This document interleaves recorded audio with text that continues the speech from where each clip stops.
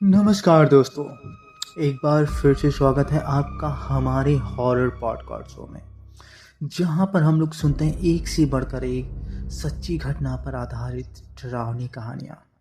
तो चलिए, जो आज की कहानी है वह है हमजाद की।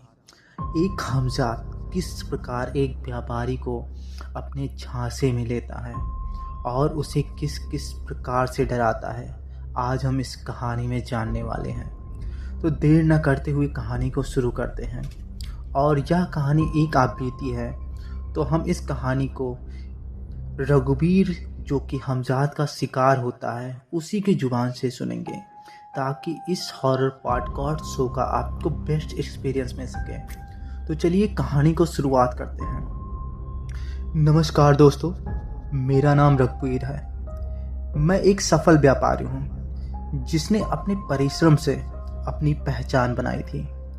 मेरा जीवन व्यस्त और उद्देश्यपूर्ण था। परिवार में मेरी पत्नी और 2 बच्चे थे जो मेरे जीवन की धुरी थे।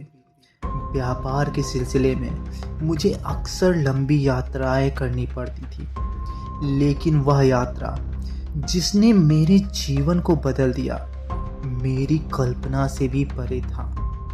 उस दिन मैं अपने गोदाम से सामान लेकर एक दूसरे यानी दूर के गांव में अपने पुराने ग्राहक के पास जा रहा था। वह सर्दियों की शुरुआत का समय था। दिन छोटे हो गए थे और शाम जल्दी ढल रही थी। आसमान में काले बादल छाए हुए थे और हवा में हल्की सी ठंडक थी। गाड़ी में सामान लदा हुआ था। मैंने रास्ते के लिए कुछ खाने पीने का सामान भी रख लिया था। मेरे पास एक रेडियो था जो उस समय मेरा एकमात्र साथी था। मैंने रेडियो चालू किया, लेकिन आवाज़ साफ नहीं आ रही थी। रास्ता सुनसान था। सड़क के दोनों ओर घने जंगल थे। कभी कभी हवा के झोंकों से पेड़ों की शाखाएं हिलती और ऐसा लगता जैसे कोई छाया वहां से गुजर रही हो। करीब 3 घंटे की यात्रा के बाद जब मैं एक सुनसान इलाके से गुजर रहा था, तभी मेरी गाड़ी अचानक झटके के साथ रुक गई। मुझे लगा कि शायद गाड़ी के पहिए में कोई समस्या हो गई है।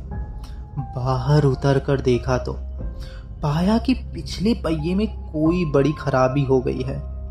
मैंने अपना औजार निकाला और पहिया ठीक करने की कोशिश की, लेकिन अंधेरा और बारिश और भी बढ़ती ठंड के कारण यह काम मुश्किल हो रहा था। गाड़ी के पास खड़े होकर मैंने चारों ओर नज़र दौड़ाई। आसपास कहीं कोई घर, दुकान या मदद का साधन नहीं दिख रहा था। अचानक दूर अंधेरे में एक हल्की सी रोशनी दिखाई दी। रोशनी की ओर बढ़ते हुए मुझे अजीब सा डर लग रहा था। रास्ता कच्चा और ऊबड़ खाबड़ था। जैसे जैसे मैं नज़दीक पहुंचा, मैंने देखा कि एक बूढ़ा व्यक्ति लालटेन लिए खड़ा था। उसकी आंखें असामान्य रूप से चमकदार थीं और उसकी उपस्थिति में कुछ ऐसा लग रहा था जो सामान्य नहीं था। उसने मुझसे धीमी और गहरी आवाज में पूछा, तुम कौन हो? इस सुनसान जगह पे क्या कर रहे हो? मैंने उसे अपनी परेशानी बताई। उसने मेरी बात ध्यान से सुनी और कहा, यह जगह खतरनाक है। रात में यहाँ रुकना ठीक नहीं है। तुम्हारी गाड़ी अब ठीक नहीं होगी। अगर चाहो तो रात मेरे घर बिता लो। सुबह मैं तुम्हारी मदद करूँगा। उस वक्त मुझे उसकी बात मानने के अलावा कोई विकल्प नज़र नहीं आ रहा था। उस अजनबी बूढ़े व्यक्ति के साथ मैं झोपड़ी की ओर बढ़ा। रास्ता कच्चा और घना था, जैसे वह जंगल कभी खत्म ना होगा। हवा में एक अजीब सी ठंडक थी जो मेरी हड्डियों तक पहुंच रही थी। बारिश धीरे धीरे तेज हो रही थी और घने पेड़ों के बीच से बूढ़ी की लालटेन की रोशनी ही मुझे आगे बढ़ने का साहस दे रही थी। बूढ़ा बिना किसी शब्द के आगे आगे चल रहा था। उसकी चाल धीमी थी लेकिन स्थिर थी। उसके पैर जमीन को छूते भी हैं या नहीं, इस बात का मुझे भरोसा नहीं था। कभी कभी तो ऐसा एहसास होता कि वह हवा में सरकता हुआ जा रहा है। मैं लगातार अपने अंदर एक घबराहट महसूस कर रहा था, लेकिन मैं उसे नज़रअंदाज करने की कोशिश कर रहा था। करीब आधे घंटे बाद हम एक छोटी सी झोपड़ी के पास पहुंचे। झोपड़ी लकड़ी की बनी थी और उसकी दीवार पर काई जमी हुई थी। छत से पानी टपक रहा था और एक कोने में सूखी लकड़ियां रखी हुई थी। बूढ़े ने कहा, यहाँ आओ, अंदर आराम कर लो। उसकी आवाज़ गहरी और अजीब थी, जैसे उसकी बातों में कोई छिपा हुआ रहस्य हो। मैंने झोपड़ी के अंदर कदम रखा। अंदर का माहौल भारी दुनिया से बिल्कुल अलग था। झोपड़ी के अंदर गहरी नीरसता थी और हर कोने में एक रहस्यमय सन्नाटा छुपा हुआ था। दीवारों पर विचित्र चित्र बनाए हुए गए थे। वे चित्र इंसानों और जानवरों के मिश्रण से बनाए गए दिख रहे होते हैं। एक कोने में एक काले रंग की मोटी किताब रखी हुई थी। उसकी जिल्द इतनी पुरानी थी कि उसे छूते ही वह टूटने वाली लग रही हो, ऐसा मुझे लगा। किताब पर अजीब से निशान और चिन्ह बने हुए थे जो मैंने आज तक कभी भी नहीं देखे होते हैं। मैंने बूढ़े व्यक्ति से पूछा, यह किताब क्या है और यह किताब ऐसी क्यों है? बूढ़े ने मेरी ओर गहरी नज़रों से देखा और कहा, यह किताब साधारण नहीं है। यह उन रहस्यों को समेटे हुए है जिन्हें जानने की ताकत हर किसी में नहीं होती है। लेकिन तुम्हें इसकी चिंता करने की ज़रूरत नहीं है। उसकी बातें सुनकर मेरा दिल अब तेजी तेजी से धड़कने लगा था। झोपड़ी में एक छोटी सी लकड़ी की मेज थी जिस पर एक लालटेन और पुराने कागज रखे हुए थे। मेज के पास एक पुराना बिस्तर था जिस पर धूल जमी हुई थी। झोपड़ी के कोने कोने में मकड़ियों के जाले बने हुए थे। मुझे ऐसा महसूस हो रहा था जैसे दीवारों पर बनी आकृतियां कुछ बोलने को कोशिश कर रही हों। उनमें से कुछ आकृतियां मुझे घूर रही हों। झोपड़ी के अंदर की हवा ठंडी थी, लेकिन उसमें एक अजीब सी गंध थी, जैसे कुछ सड़ा हुआ मांस का। बूढ़े ने बिस्तर की ओर इशारा करते हुए कहा, यहाँ आराम करो, सुबह तक सब ठीक हो जाएगा। मैं थका हुआ था, इसलिए मैं बिस्तर पर लेट गया, लेकिन नींद मुझसे कोसों दूर थी। झोपड़ी की दीवारों से कभी कभी अजीब सी आवाज़ें आती। ऐसा लगता जैसे कोई धीमे स्वर में फुसफुसा रहा हो। तभी मैं महसूस करने लगा कि झोपड़ी की दीवारें अजीब तरीके से हिल रही हो। मैंने अपनी आंखें बंद करने की कोशिश की, लेकिन मेरे कानों में किसी के बुदबुदाने की आवाज़ साफ साफ सुनाई दे रही थी। मैंने डरते हुए सोचा, यह सब क्या हो रहा है? मैं कहाँ आ गया हूँ? थोड़ी देर बाद मैंने बूढ़े व्यक्ति को देखा। वह झोपड़ी के एक कोने में बैठा हुआ था और उस पुरानी किताब के पन्ने को पलट रहा था।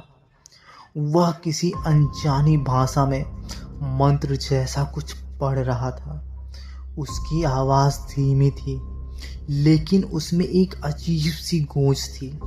उसकी आंखों में वही चमक थी जो मैंने पहली बार देखी थी। मैंने उसे टोकने की हिम्मत की और बोला, यह सब क्या है और आप यह क्या कर रहे हैं? बूढ़ी ने बिना मेरी ओर देखे कहा, यह तुम्हारे भले के लिए है, अब चुपचाप सो जाओ। काफी देर तक मैं खुद को शांत करने की कोशिश में ही जद्दोजहद करता रहा। आखिरकार मैं थकावट के कारण सो गया, लेकिन मेरी नींद में एक भयानक सपना आया। सपने में मैंने देखा कि मैं उसी झोपड़ी में हूँ, लेकिन झोपड़ी की दीवारें अब मानो जीवित होती नजर आ रही थी और उसमें बनी आकृतियाँ मुझे गुस्से से देख रही हो और वह मुझसे कह रही हो, तुम यहाँ क्यों आए हो? तुमने एक बड़ी गलती की है और हो सकता है अब तुम्हें इसका खामियाजा भी भुगतना पड़े। यह सुनते ही मैंने झोपड़ी से बाहर भागने की कोशिश की, लेकिन दरवाज़ा अपने आप बंद हो गया। तभी बूढ़ा व्यक्ति मेरे सामने अचानक से आ गया, लेकिन वह अब बूढ़ा नहीं था। उसकी आंखें अजीब गहरी रहस्यमयी दिख रही थीं। उसका चेहरा बहुत ही भयानक हो चुका था। ऐसा मैं देख ही रहा था, तभी मैं सपने से जाग गया और उस समय मेरी सांसें बहुत तेजी से चल रही होती हैं। मैंने चारों ओर देखा, लेकिन झोपड़ी बिल्कुल शांत थी। मैं बाहर की रोशनी देखने की ओर लिए दरवाजे की ओर बढ़ा। जैसे ही मैं दरवाज़ा खोलकर झोपड़ी से 2 कदम बाहर निकला, तैसे ही झोपड़ी गायब हो चुकी थी। मैं जंगल के बीच में खड़ा हुआ था। वहाँ ना कोई बूढ़ा था, ना लालटेन और ना कोई निशान। यह सब एक सपना था या सच, मैं तय नहीं कर पा रहा था, लेकिन जो भी था उसने मेरे दिल और दिमाग पर गहरा असर डाला। मैंने किसी तरह उस भयावह रात को झेला और अपने घर लौट आया, लेकिन वह झोपड़ी, बूढ़ा आदमी और उस रात के अनुभव मेरी आत्मा पर किसी गहरे घाव की तरह दर्ज हो चुके थे। घर लौटने पर मैंने राहत की सांस ली। मुझे लगा कि अब सब कुछ सामान्य हो जाएगा, लेकिन मैं गलत था। पहले दिन तो सब सामान्य था। घर में मेरे बच्चे खेल रहे थे, मेरी पत्नी रसोई में खाना बना रही थी और मैं अपने कमरे में बैठा व्यापार के कागजों को जांच कर रहा था। लेकिन दूसरे दिन से ही अजीब सी घटनाएं शुरू हो गई। उस रात जब लोग सोने चले गए थे, मैंने अपने कमरे में बैठा कुछ लिखने की कोशिश कर रहा था, लेकिन मेरी कलम रुक रुक कर चल रही थी, जैसे किसी अदृश्य शक्ति ने उसे पकड़ रखा हो। अचानक घर के एक कोने से धीमी धीमी फुसफुसाने की आवाज़ आने लगी। मैंने ध्यान से सुनने की कोशिश की।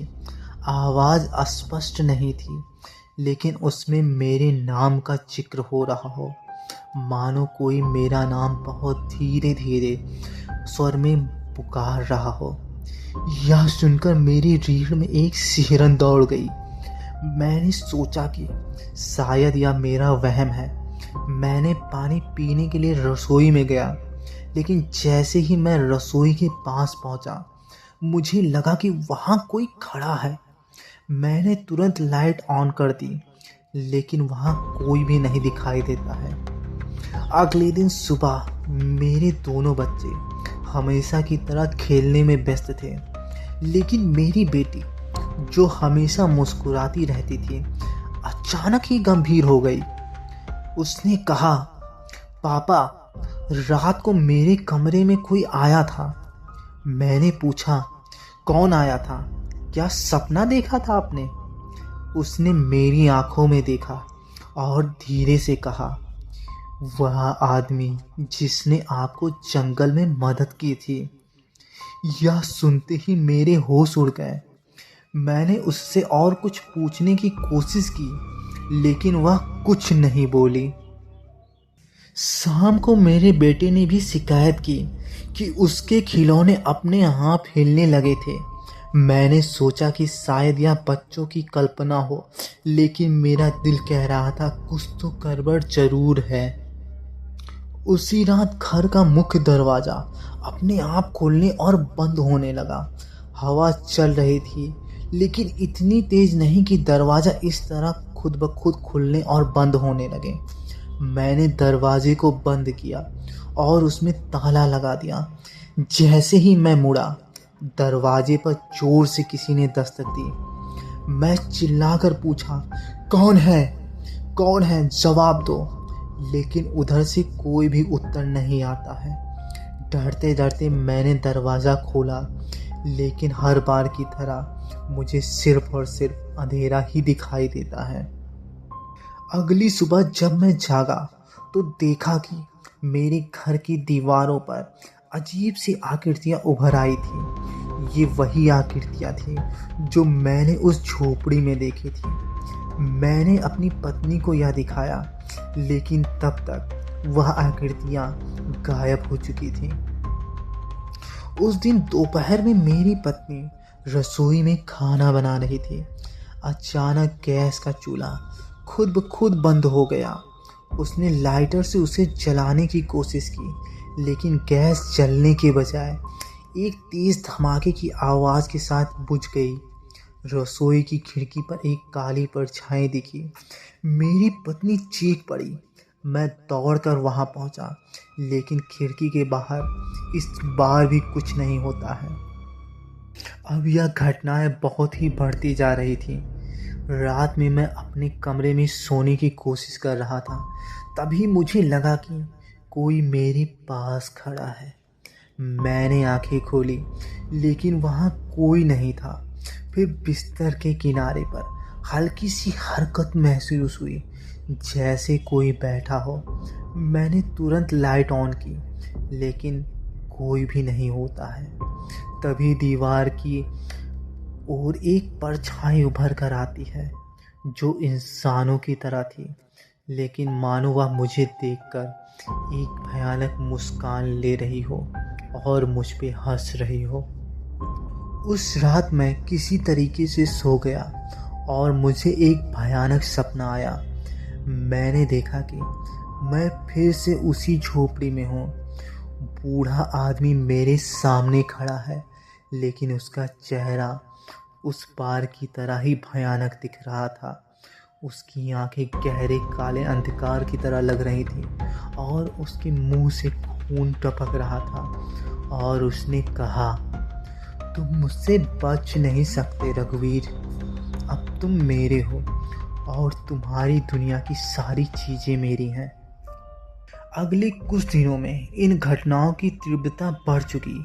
रात में किसी के सोने की आवाज़ आती, तो किसी के रोने की, तो किसी के चिल्लाने की। बच्चों के खिलौने अपने आप हिलने लगते। घर का पानी अचानक लाल रंग का हो जाता। अब मुझे एहसास हो गया था कि मैं अकेले इस मुसीबत से नहीं लड़ सकता।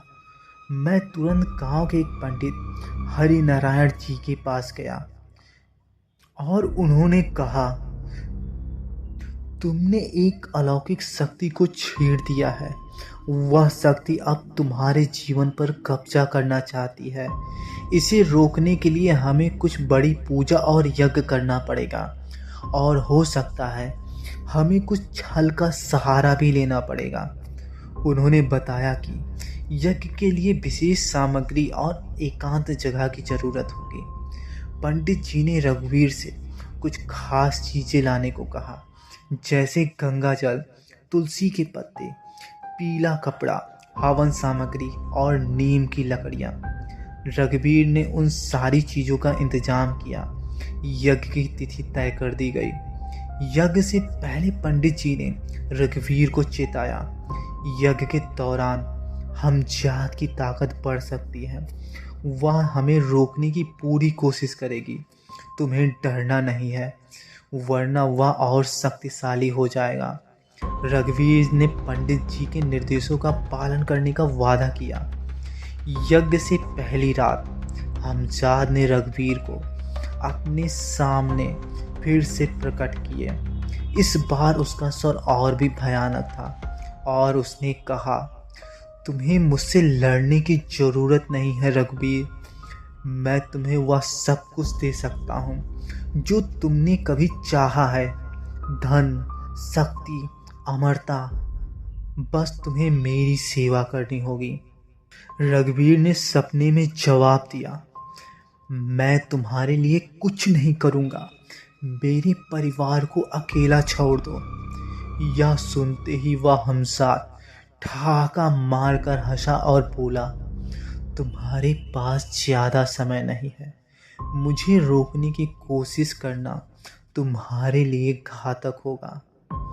अगली रात पंडित जी ने यज्ञ शुरू किया। उन्होंने घर के चारों कोनों में गंगा जल छिड़का और हर कोने में दीपक जलाए। यज्ञ कुंड के चारों ओर मंत्रोच्चारण गूंजने लगा। जैसे ही यज्ञ शुरू हुआ, घर की दीवारें अजीब तरीके से कांपने लगी। हमजाद की गूंजती हुई आवाज़ सुनाई दी, तुम्हें लगता है कि यह यज्ञ मुझे रोक सकता है?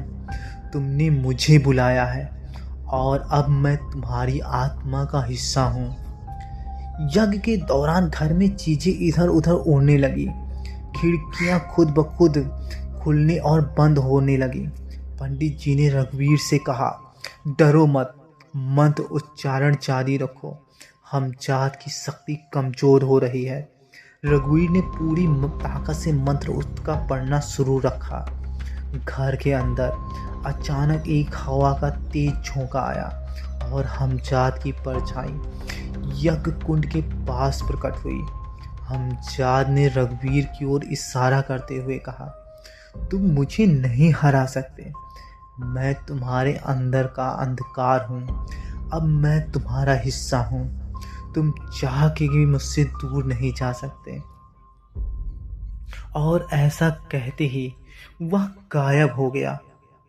और जैसे ही वह गायब हुआ, तभी अचानक से पंडित जी चिल्लाने लगे, मानो उनका गला कोई दबा रहा हो। और कुछ ही देर में पंडित जी की तड़प तड़प कर वही मौत हो जाती है। और इस तरह से मैंने कई तरह की विधियां अपनाई, लेकिन आज भी मैं उस हमजाद से अपना पीछा नहीं छुड़ा पाया। आज भी मुझे रातों में वह दिखता है। मेरे आसपास एक अजीब सी आवाज़ सुनाई देती है। मैं हमेशा भय के साए में रहता हूँ। तो दोस्तों, यह कहानी थी रघुवीर की। उम्मीद करते हैं यह कहानी आपको बहुत पसंद आई होगी। अगर कहानी पसंद आए तो एक लाइक तो बनता ही है, और वीडियो में कमेंट करके आप ज़रूर बताएं मुझे कि आप किस सिटी से मेरे वीडियो को देख रहे हैं। फिलहाल कहानी सुनने के लिए बहुत बहुत धन्यवाद।